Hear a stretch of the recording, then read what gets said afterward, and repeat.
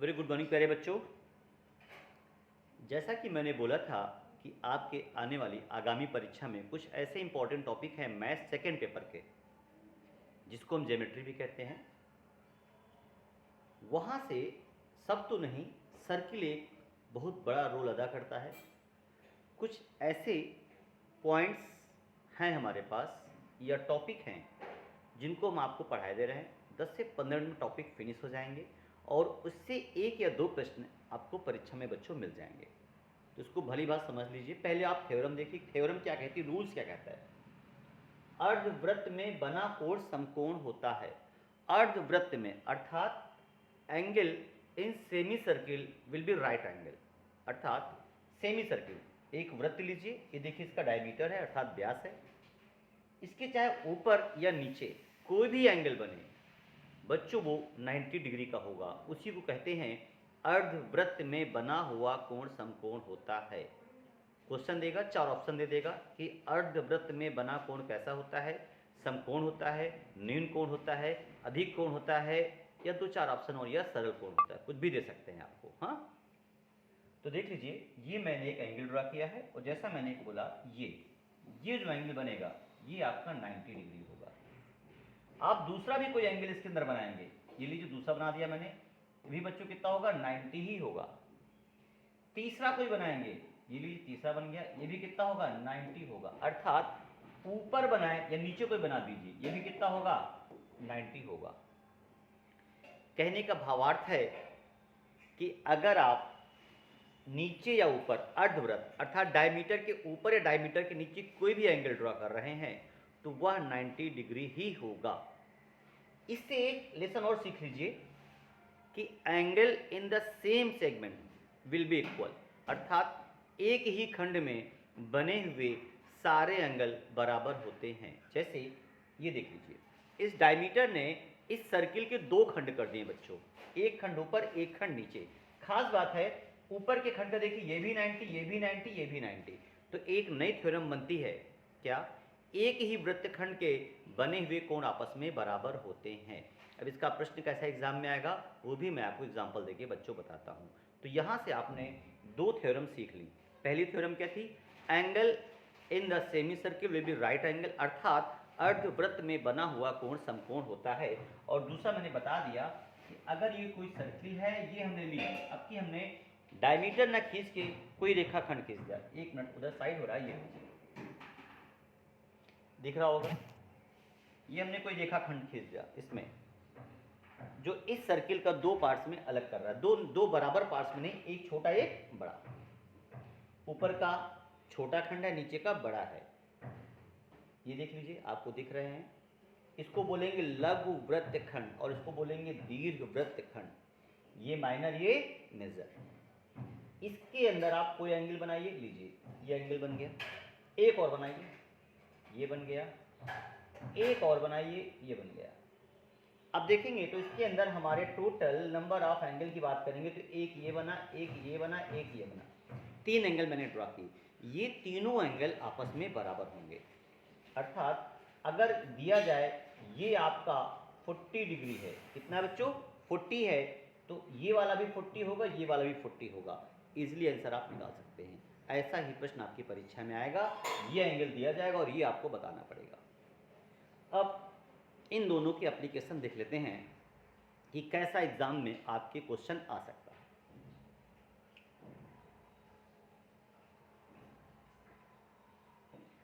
चलिए ये लीजिए, प्रश्न कुछ ऐसा रहेगा। ये आपका डायमीटर हो गया, ये ओरिजिन ओ हो गया, और हमने ये एक ऐसे ड्रॉ किया, ऐसे ड्रॉ किया, और यहाँ बोल दिया कि बच्चों ये 30 डिग्री है, find the value of x. ऐसा प्रश्न आपके एग्जाम में होगा।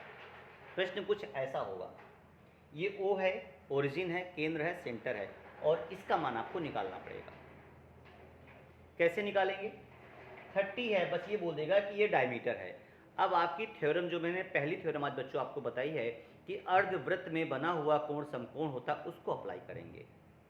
चूंकि अर्धवृत्त में बना कोण समकोण होता है तो बच्चों ये हो जाएगा आपका 90 डिग्री, और ये 90 है, ये 30 है, तो ये निकल आएगा। कैसे निकलेगा, ये एक प्रकार का आप देखेंगे तो ये आपको बच्चों ट्रायंगल दिख रहा होगा। ये क्या है? ये एक प्रकार का ट्रायंगल बन गया।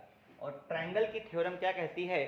त्रिभुज के तीनों अंतःकोणों का योगफल 180 अंश होता है। The sum of the all interior angle of the any triangle that will be 180 degree. अगर उस ट्रायंगल में आपको दो एंगल दे दिए जाएं, बेटा ये 30 है और ये कितना है 90 है, तो इसको आप इजीली फाइंड आउट कर सकते हैं। कैसे?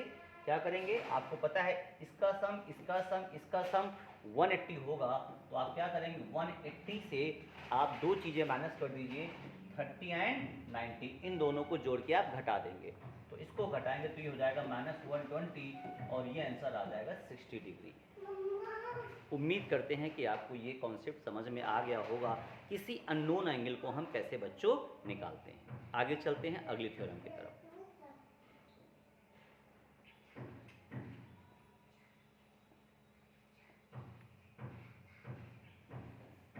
अगली थ्योरम ये भी आपकी परीक्षा के लिए बेहद इंपॉर्टेंट थ्योरम है। क्या है?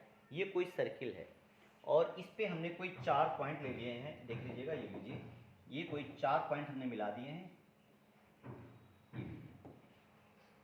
ये हमने 4 पॉइंट, इनके एंगल के नाम दे दिए हैं, A B C and this is the D. ऐसे जो चतुर्भुज बनते हैं उनको हम बोलते हैं चक्रीय चतुर्भुज, साइक्लिक क्वाड्रिलेटरल, साइक्लिक क्वाड्रिलेटरल बोलते हैं, या चक्रीय चतुर्भुज। चक्रीय चतुर्भुज की जो थ्योरम है बहुत ही इंपॉर्टेंट है, पेपर में लगातार पूछी जा रही है। क्या है? प्रश्न कैसे आएगा देख लीजिए। प्रश्न में आपको ये मैंने यहाँ पे कुछ इसको ब्लैंक कर दिया और हमने कहा x का मान बता दीजिए। मैंने कहा x का मान बता दीजिए और यहाँ पे हमने लगभग आपको दे दिया ये 110 डिग्री है। कितना है? 110 डिग्री है, 110 डिग्री है। कौन सा? a है। आपको निकालना है कितना? x निकालना है। बहुत ही आसान तरीके से निकालेगा, सबसे आसान यही है। हाँ, बस समझने के लिए आपको थ्योरम पढ़ना पड़ेगा। थ्योरम क्या कहती है? चक्रीय चतुर्भुज के सम्मुख कोण आपस में संपूरक होते हैं। चक्रीय चतुर्भुज के सम्मुख कोण आपस में संपूरक होते हैं। अब नई टर्मिनोलॉजी आ गई बच्चों, संपूरक। संपूरक को हम पिछले वीडियोस में आपको समझा चुके, नहीं समझ में आया संपूरक क्या होता है? That is called supplementary. Supplementary वो दो एंगल जिनका सम 180 होता है वह एक दूसरे का संपूरक कोण या सप्लीमेंट्री कहलाते हैं। पिछले वीडियोस पे जाइए, वहाँ देखिए कि सप्लीमेंट्री क्या होता है।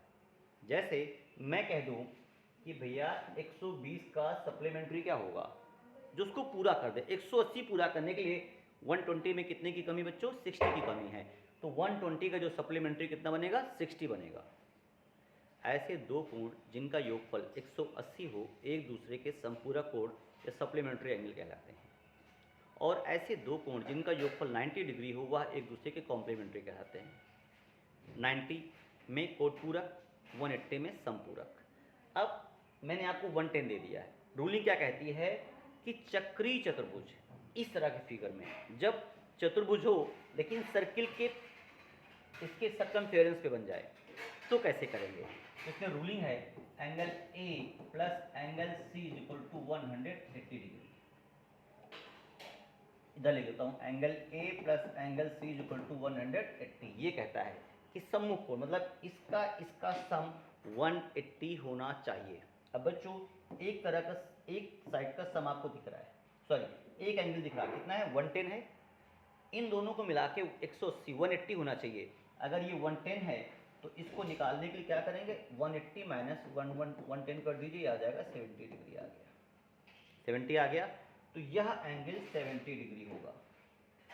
अब यह एक स्ट्रेट लाइन है, यह एक स्ट्रेट लाइन है बच्चों, और ये स्ट्रेट लाइन कितने होती है? 180 की होती है। 180 से आप 70 माइनस करिए तो ये एंगल आ जाएगा 110। तो इससे एक नई थ्योरम भी बन जाती है। चक्रीय चतुर्भुज का कोई बहिष्कोण सुदूर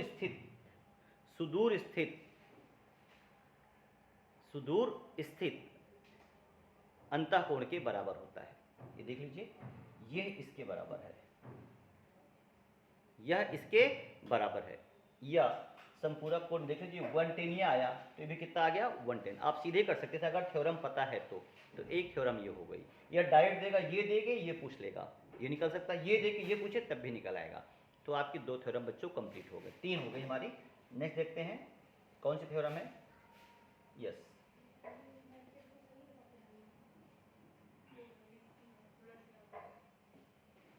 ये थ्योरम बड़ी ही इंपॉर्टेंट है। ये लीजिए, सेंटर यहाँ है। अगर मैं यहाँ पर कोई एक एंगल ड्रा कर दूँ, ये लीजिए बन गया, एक यहाँ ड्रा कर दूँ,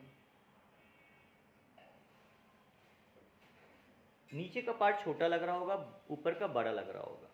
इसको बोलते हैं, बड़े वाले को दीर्घ वृत्त खंड, नीचे वाले को बोलते हैं बच्चों लघु वृत्त खंड। ऊपर वाले क्या बोलेंगे, इस पार्ट को बोलेंगे हम दीर्घ वृत्त खंड, और नीचे वाले को बोलेंगे बच्चों लघु वृत्त खंड। थ्योरम क्या है, दीर्घ वृत्त खंड में बना हुआ कोण न्यून कोण होगा। रख लीजिए, क्वेश्चन डायरेक्ट एक लाइन में आएगा कि दीर्घ वृत्त खंड का बना हुआ कोण कैसा होगा, न्यून कोण होगा। दीर्घ वृत्त खंड में बना हुआ कोण कैसा होता है, न्यून कोण होता है। जबकि लघु वृत्त खंड में बना हुआ कोण कैसा होगा बच्चों, अधिक कोण होगा। एक ये हो गया मेजर, और ये क्या हो गया minor. Minor part, major part circle का।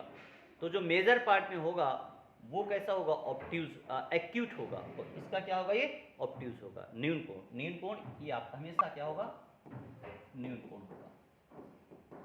आप फैलाव से भी आइडिया लगा सकते हैं कि ये 90 से कम है, कि ज़्यादा साफ साफ दिख रहा है कि यह 90 से कम है तो न्यून कोण हो जाएगा, और यह 90 से ज़्यादा लग रहा है तो कैसा हो जाएगा बच्चों, अधिक कोण हो जाएगा। एक थ्योरम आपकी ये हो गई। नेक्स्ट,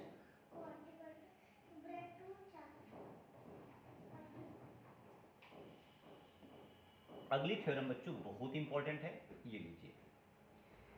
केंद्र पर बना हुआ कोण परिध के कोण का दूना होता है। केंद्र पर बना हुआ कोण परिध के कोण का दूना। बच्चों बोल रहा था केंद्र पर बना हुआ कोण परिध के कोण का दूना होता है। अगर इसको मैं केंद्र मान लूँ, सेंटर मान लूँ, और ये सर्कमफ्रेंस का एंगल है, एंड ये कह रहा है कि अगर ये 30 डिग्री है तो ये कितना होगा, सॉरी ये 30 है तो कितना होगा, 60 होगा, और अगर ये 60 होगा तो ये कितना होगा, 120 होगा। अर्थात अगर ये x होगा तो ये होगा 2x होगा। यही थ्योरम है।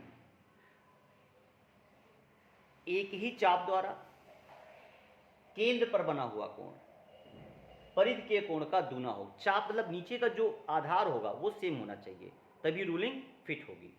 फिर से देख लीजिए, बहुत इंपॉर्टेंट है ये। सवाल कैसे आएगा, यह एक सर्किल दिया जाएगा, एक एंगल इधर कहीं होगा, एक एंगल ये सेंटर पे होगा। इसकी वैल्यू दे देंगे, मान लो ये है 140 डिग्री। कहेगा find the value of x, find the value of x। अब आप देखेंगे इन दोनों चाप, चाहे ये वाला एंगल हो और चाहे ये एंगल हो, इन दोनों का जो चाप है यही होगा। इसका जो एंगल होगा इसके द्वारा बनेगा, ठीक। इसका जो बेस बनेगा, इसका बेस देखिए, बेस सेम होना चाहिए, इसका बेस यही होगा और इसका बेस भी यही होगा। तो इनके द्वारा जो एंगल बन रहे हैं आपके, इनमें रिलेशन जनरेट होगा। ये 140 है, ये कितना हो जाएगा, 70 हो जाएगा। तो आप समझ सकते हैं, यही थ्योरम कह रही है कि परिध पर बना हुआ कोण केंद्र के कोण का आधा, या केंद्र पर बना हुआ कोण परिध के कोण का दूना। ये भी कई बार एग्जाम में पूछा गया है। फिर से देखिए सवाल कैसे लगेगा, इसको बहुत आसान तरीके से आप लगा सकते हैं। चलिए, अगली थ्योरम बहुत इंपॉर्टेंट है, वो भी देख लीजिए कैसे लगेगी।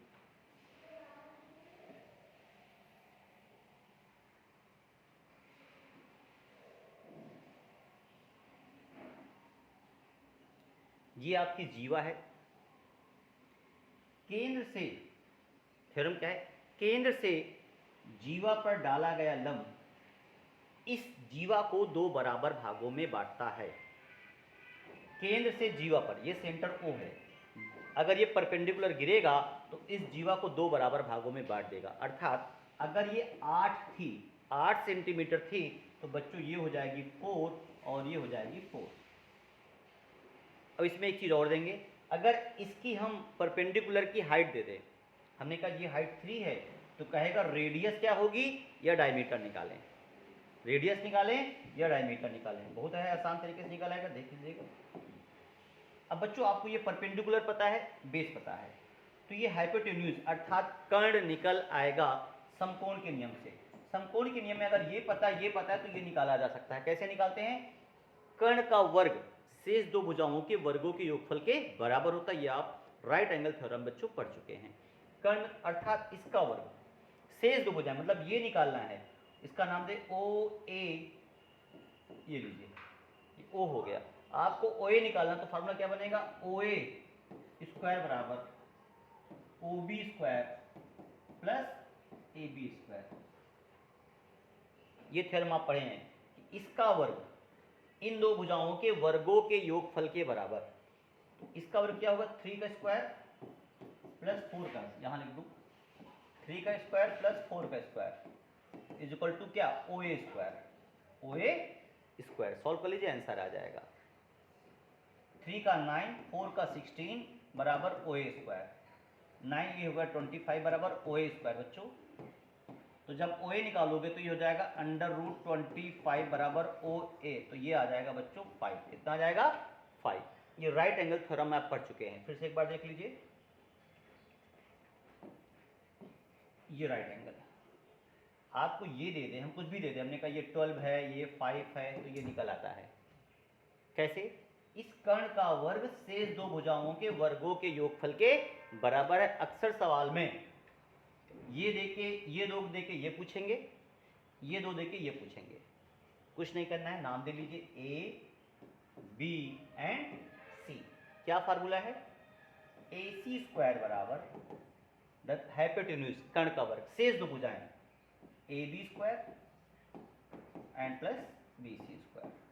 इसको सॉल्व कर लीजिए बच्चों। ए बी मतलब 12 का स्क्वायर, मतलब 12 का स्क्वायर 144 हो जाएगा। बी सी मतलब 5 का 25 हो जाएगा, ये हो जाएगा 169, और ये हो जाएगा बच्चों ए सी स्क्वायर। तो जब ए सी निकालोगे तो ये √169 हो जाएगा, तो ए सी बराबर बच्चों हो जाएगा 13। ये हो गया 13। और ये राइट ट्रायंगल है, इसका एक स्टेप और आगे पूछ सकते हैं, किसी भी समकोण त्रिभुज का क्षेत्रफल क्या होता है। तो किसी भी समकोण त्रिभुज का ए फॉर एरिया होता है हाफ बेस इंटू परपेंडिकुलर, 1/2 आधार गुणे लंब। 1/2 आधार मतलब 5, परपेंडिकुलर कितना है 12 है, काट लीजिए। 2 6 जा 12, 6 5 जा 30। तो किसी भी समकोण का एरिया निकालना सबसे आसान है, हाफ बेस इंटू परपेंडिकुलर। रट लीजिए, समझ लीजिए। तो इस वीडियो में इतना ही। अगले वीडियोस में कुछ और अच्छी थ्योरम और अच्छे एग्जाम्पल के साथ मैं मिलता हूँ। वीडियोस में अगर आपको समझ में आ रहा है, कोई दिक्कत है बच्चों, कमेंट्स करें। मैं सतीश, आपका मार्गदर्शक और शिक्षक। जय हिंद, जय भारत।